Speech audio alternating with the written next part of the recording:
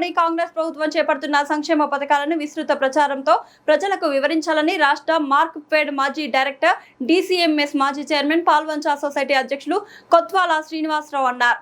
సోమవారం Kothagudem corporation Palvancha division పరిధిలోని 36వ division గట్టాయిగూడెంలో 9వ division పేట చెరువులో కాంగ్రెస్ పార్టీ డివిజన్ స్థాయి సమావేశాలు నిర్వహించారు. ఈ సమావేశంలో కొత్వాలతో పాటు డిప్యూటీ మేయర్ సిరిపురపు లలితా కుమారి అతిథిగా పాల్గొన్నారు. ఈ సందర్భంగా కొత్వాల మాట్లాడుతూ రాష్ట్రంలో కాంగ్రెస్ ప్రభుత్వం ఏర్పడ్డాక మహిళలకు ఉచిత బస్సు సౌకర్యం, 200 యూనిట్లలోపు ఉచిత కరెంట్, ఇంధన గృహాల నిర్మాణం, 4 లక్షల రేషన్ కార్డుల పంపిణీ, రైతు భరోసా, రైతు రుణమాఫీ, సన్నరకం ధాన్యంపై క్వింటాకు 500 రూపాయల బోనస్, రైతు బీమా వంటి సంక్షేమ పథకాలు చేపడుతుందన్నారు.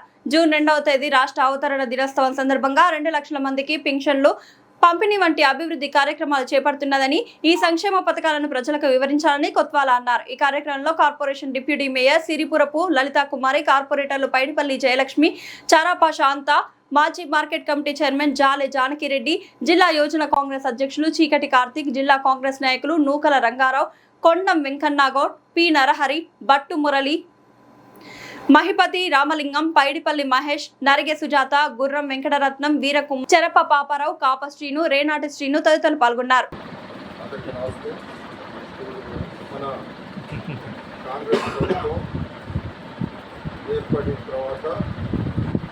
ప్రదేశ్ కాంగ్రెస్ పార్టీ ఆధ్వర్యంలో సంవత్సరాత్మకంగా కొన్ని కమిటీలు వేసి దాని ద్వారా కాంగ్రెస్ పార్టీ అభివృద్ధి కోసం మన పెద్దలు పిసిసి అధ్యక్షుడు మహేష్ కుమార్ గారి నాయకత్వంలో కమిటీలు, అందులో భాగంగా కొత్తగూడెం కార్పొరేషన్లో 60 డివిజన్లో కూడా కమిటీలు వేసి ఆ కమిటీల ద్వారా పార్టీ అభివృద్ధి చేసే పథకాలన్నీ, ఇంకా ప్రభుత్వం చేసే అభివృద్ధి పథకాలన్నీ కూడా ప్రజల్లోకి పంపించే విధంగా కార్యాచరణ చేపట్టడం జరుగుతూ ఉంది.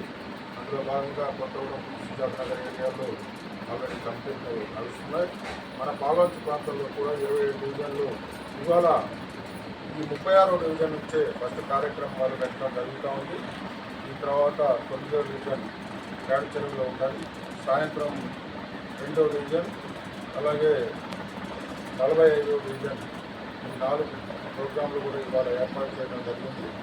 ఈ కార్యక్రమంలో మన కార్యకర్తలు, గట్టాయిగూడెం కార్యకర్తలందరూ కూడా వచ్చినందుకు వారికి ధన్యవాదాలు తెలియజేస్తూ, ఇప్పుడు మనం ఒక కమిటీ ఏర్పాటు చేసుకొని ఆ కమిటీ ద్వారా ఈ డివిజన్లోని అభివృద్ధిని మొత్తం కూడా మనం పబ్లిక్లోకి తీసుకొచ్చే విధంగా మనం కార్యాచరణ చేయడానికి ఈ కార్యక్రమం రూపొందిస్తున్నాం. ఈ కార్యక్రమానికి పెద్దలు మా మాజీ మార్కెట్ కమిటీ చైర్మన్ జాలే జానకిరెడ్డి గారిని మాట్లాడవచ్చు. విషయం చెప్తాం కోసం